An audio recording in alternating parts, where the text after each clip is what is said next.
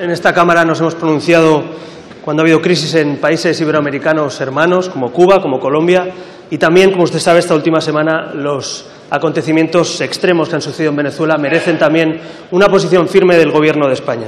Debo decirle, vicepresidenta, que así como estamos de acuerdo en la defensa de los valores democráticos, creo sinceramente que la posición del ministro de Exteriores y el Gobierno ha sido tibia e insuficiente en este caso. Por eso le pido, vicepresidenta, y al Gobierno en general, si piensan actuar con prudencia y a la vez con firmeza. No es incompatible ser prudentes con ser firmes. Hay 200.000 españoles en Venezuela, 200.000 venezolanos aquí, empresas en ese país, somos miembros observadores de la Organización de Estados Americanos y a la vez somos los países iberoamericanos junto a Portugal en Europa. Y yo le pido, vicepresidenta, ¿está dispuesta el Gobierno a liderar en un Consejo Europeo con el resto de ministros de Exteriores una posición común de Europa frente a la situación de extrema gravedad en Venezuela? ¿Y está dispuesto el Gobierno también como observador de la Organización de Estados Americanos a pedir que se aplique la Carta Democrática, a colaborar con la diplomacia del resto de países para que se haga? Muchas gracias. Señora vicepresidenta, adelante. Muchas gracias, señora presidenta. Señora Rivera. Señor Rivera, el Gobierno está seriamente preocupado por la crisis constitucional que se está produciendo en Venezuela. Las sentencias del Tribunal Supremo del 28 y del 29 de marzo están comprometiendo aún más la democracia y el Estado de Derecho en ese país al supeditar la inmunidad parlamentaria y las competencias de la Asamblea Nacional. Quiero decirle que no es nuevo, que es una escalada en la que el Gobierno, desde luego, ha denunciado desde sus orígenes. Al secuestro del Parlamento se ha unido la violación reiterada de los derechos humanos, la existencia de presos políticos y, sobre todo, el grave deterioro humanitario y social que el desabastecimiento está produciendo en Venezuela.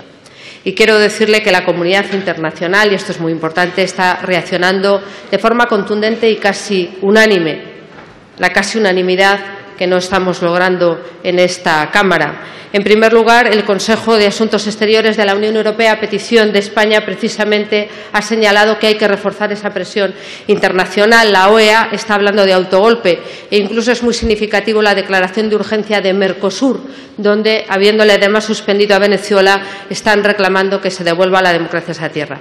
El Gobierno, desde luego, ejercerá su liderazgo, lo ha hecho siempre. Reclamaremos que el Parlamento sea reintegrado en sus plenas facultades, reclamaremos que se ponga en libertad a todos los presos políticos y reclamaremos que se cumpla el calendario electoral con todas las garantías. Así lo haremos, señor Rivera. Y permítame que le diga, si quiere usted hablar de tibieza y de perfiles, el primero que demostró perfil en este tema es el presidente del Gobierno, el presidente del Gobierno de España, el señor Mariano Rajoy, que fue el primer jefe de Gobierno que recibió a la señora Lilian Tintori. Después vinieron otros, incluido usted, pero la primera persona que recibió a la mujer de ese preso político en nuestro país y en el resto del mundo fue el presidente del Gobierno. Creo que pone de manifiesto el liderazgo que está llevando este grupo parlamentario y este Gobierno. Muchas gracias.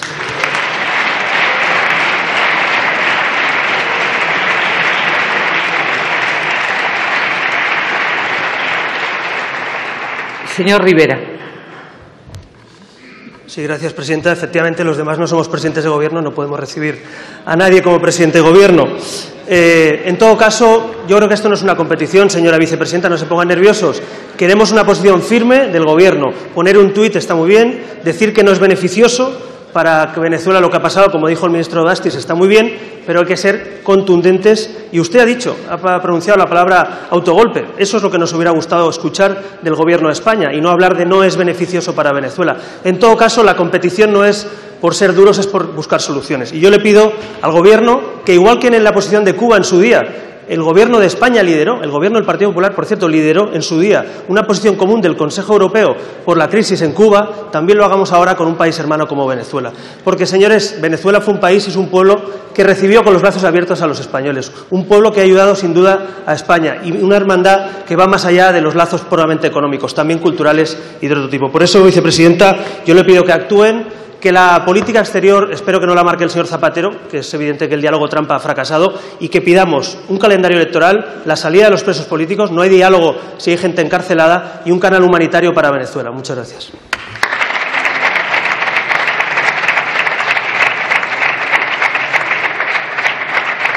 Señora vicepresidenta.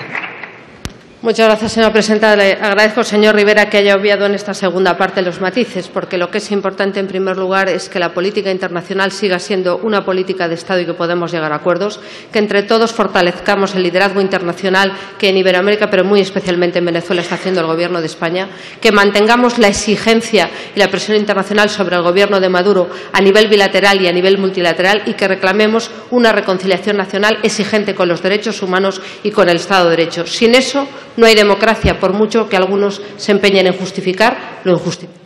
Muchas gracias, señora vicepresidenta.